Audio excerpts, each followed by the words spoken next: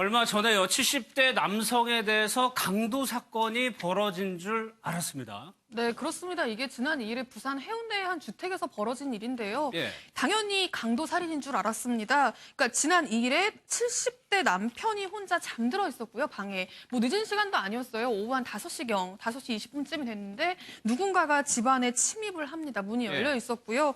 들어와서 살인 용의자였는데요. 강도살인 용의자였는데요. 강도살인범이었는데 들어오자마자 잠들어 있던 남편을 잔혹하게 살해를 합니다. 예. 그러고 나서 한 1시간 정도 있으니까 아내와 딸이 귀가를 해서 집에 도착을 했고요. 그렇게 귀가한 다른 가족들도 결박을 해서 이제 밖으로 못 나가게 하고 휴대전화를 빼앗아서 신고를 못하게 하고 유선전화도 끊고 하는 과정들이 있었고요. 그러는 과정에서 바로 나가지 않고 어둑어둑할 때까지 그 집안에 머물다가 현금 240만 원을 챙겨서 도주를 합니다. 도주하고 나서 이제 딸이 경찰에 112에 신고를 하면서 경찰이 수사에 돌입한 사건인데요.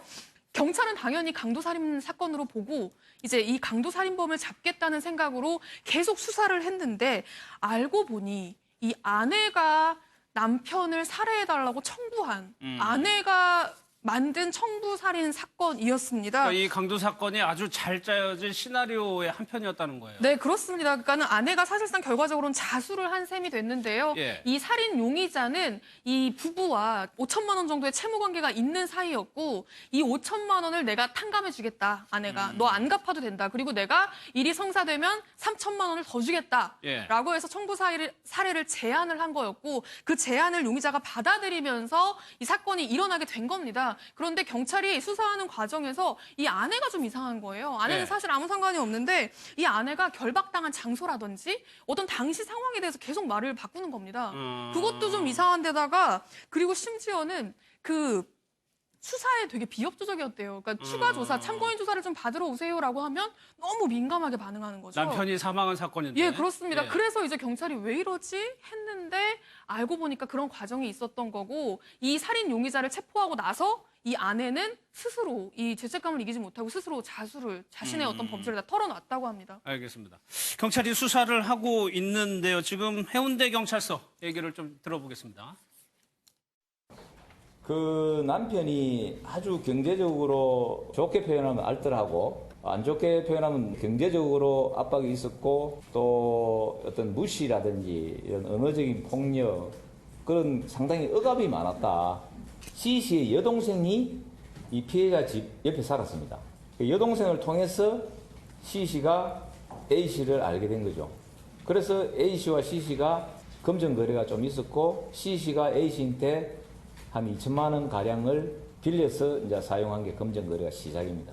그 사이에 A 씨인데 어떤 일이 있었냐면은 A 씨 2층 집에 새 들어 살았던 사람이 새 공과금 이런 걸 안 내고 자기 살림도 나눠놓고 그냥 가버리니 그 문제를 해결해야 되는데 그거를 B 씨가 이제 해결을 해줍니다. 법무사에 찾아도 가고 이게 한 3달 걸렸는데 그렇게 하면서 이제 좀 친분이 좀 쌓여진 거죠. 최 교수님, 일단 이 아내하고 청부 살인했던 이 남성의 관계가 그러니까 이웃 사촌의 오빠였다는 얘기예요. 그렇죠. 이웃에 사는 여성의 오빠여서 그 이웃 사촌, 그러니까 여성분을 통해서 알게 된 거고 거기서 이제 알게 되고 그다음에 친분을 쌓게 된 건 방금 지금 경찰이 얘기했던 것처럼 자기 집 2층에 살던 사람이 월세도 안 내고 공과금도 안 내고 그냥 나가버렸다는 거 아닙니까? 그러면서 그 문제를 해결하는데 이 남성이 지금 이제 살해 용의자죠. 살해 용의자인 이 남성이 도와줬다는 거예요. 3개월 동안을 법무사도 찾아가고 어떻게 해결하는지 이걸 도와준 거예요. 그러면서 가까워진 것 같아요. 그걸 계기로 해서 돈을 이제 2천만 원, 3천만 원 빌려준 거 아니겠습니까? 그랬는데 이제 본인이 남편으로부터 구박받고 이제 문제는 폭행보다는 아마 그 언어적 폭력이 많았던 것 같아요. 지금 경찰 얘기를 들어보면. 그러니까 물리적인 어떤 폭력보다는 언어적으로 무시하고 40년 동안 살면서 무시를 워낙 많이 당해가지고 경제적으로 뭐 돈 하나 쓰는 거 여성분들은 그게 엄청나게 스트레스 받거든요. 남성이 뭐 어디다 썼냐, 이거 왜 이거 썼냐 이런 거 다 물어보는 거 아니겠습니까? 그것 때문에 스트레스를 너무 받아가지고 그렇지 않아 화가 나가 있었는데 이 남성한테 지금 그 C씨라고 하는 분한테 돈을 빌려준 게 들통이 나면서 남편이 추궁을 하는 거예요. 왜 돈을 빌려줬냐? 그래서 왜 5천만 원, 3천만 원인가 그 돈을 2천만 원 왜 빌려줬냐라고 계속 추궁을 당하면서 아내가 이제 압박을 받게 된 거죠.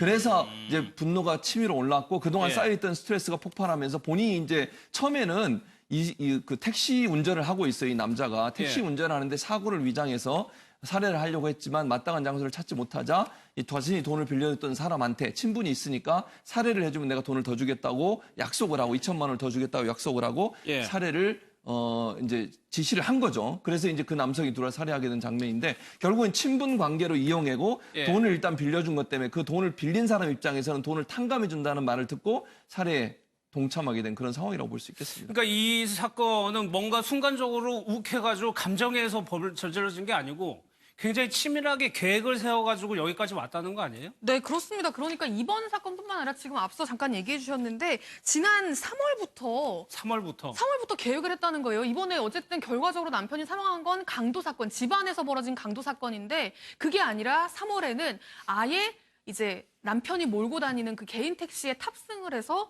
남편을 살해한 다음에 교통사고로 위장을 하려고 그렇게 계획을 하고 이제 2번인가 시도도 실제로 했었다고 합니다. 그런데 그런 어떤 교통사고로 위장할 만한 마땅한 장소를 찾지를 못해서 그 계획을 변경한 거라고 하고요. 예. 3월에 그 계획이 수포로 돌아가면서 약간 지금까지는 좀 잠잠했었는데 잠잠하던 찰나에 최근에 또 돈 문제가 터졌대요.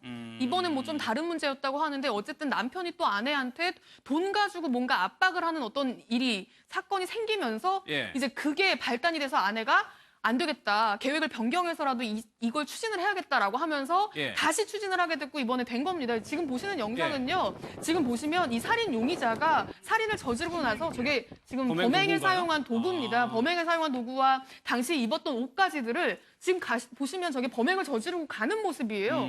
그냥 마치 무슨 퇴근하는 사람처럼 너무 아무렇지 않게 사실 살인 용의자라고 한다면 이렇게 좀 숨어 다니기도 하고 예. 뭔가 주위를 살피고 이런 모습이 있어야 되는데 그런 게 전혀 없이 그냥 아무 일 없었다는 듯이 저렇게 가는 모습인데 범행을 저지르고 나서 바로 직후에 자신의 큰 누나를 찾아갑니다. 예. 큰 누나를 찾아가서 이 범행 도구와 이 자기가 입었던 옷가지들 이제 혈흔이 묻어있는 이런 걸 좀 처리해달라고 부탁을 했다고 하고요. 예. 그 부탁을 또 큰 누나는 들어줬대요. 들어주는데 이제 저 바닷가에 저 해운대 어떤 바닷가라고 하는데 그 바닷가에 누나가 버려준 겁니다.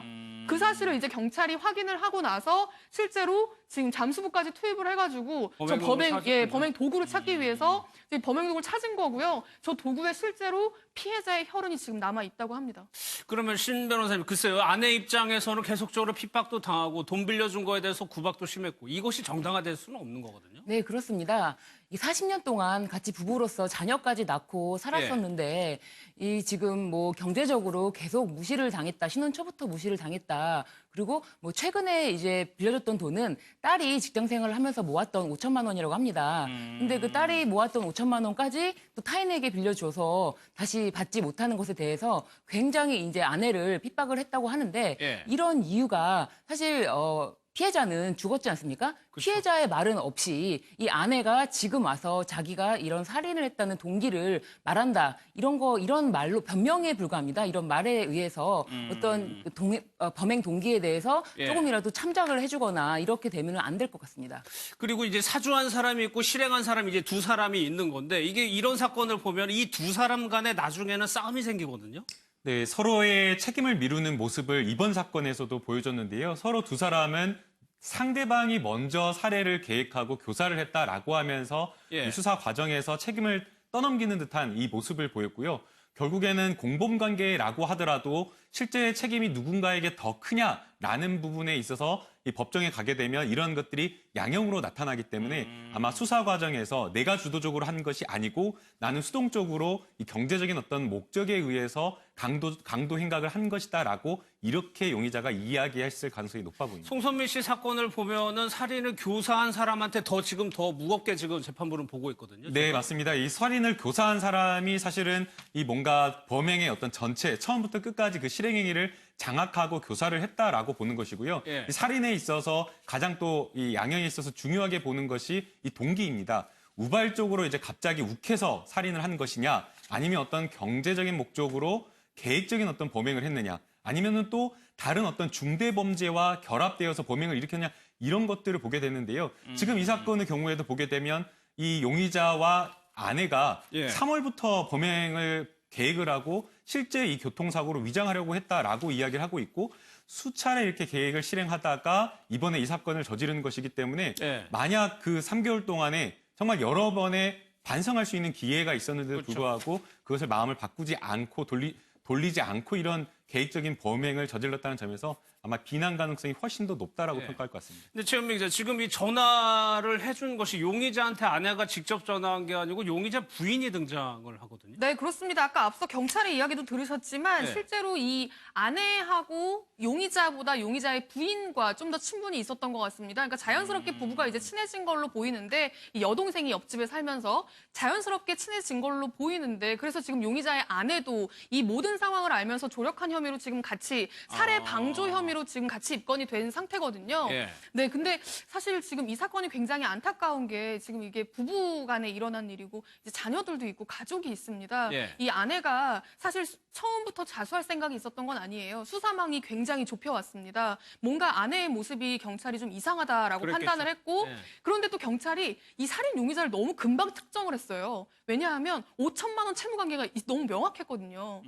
그러니까 CCTV나 뭐 어떤 그런 증거 자료도 있었을 뿐 아니라 그런 것들이 있었기 때문에 예. 그 채무 관계가 있었기 때문에 경찰이 이 용의자를 너무 빨리 특정을 했고 특정을 하면서 이제 점점 더 이 사람을 압박해 오기 시작하면서 이 살인 용의자도 굉장히 이 관계 당국의 압박을 받았고 예. 그 과정에서 이 사람이 실토하면 어떡하지라는 어떤 그런 압박도 느꼈을 거고요. 그러면서 자신의 진술도 막 계속 번복하는 상황이 오게 되고 경찰이 계속 참고인 조사를 받으라고 하는데 그게 너무 부담스럽고 하는 과정에서 이 아내도 굉장히 심적으로 좀 고통을 많이 받은 것 같은데 그래서 결국에는 자수를 했거든요. 자수하기 직전에 먼저 가족들에게 털어놨다고 합니다.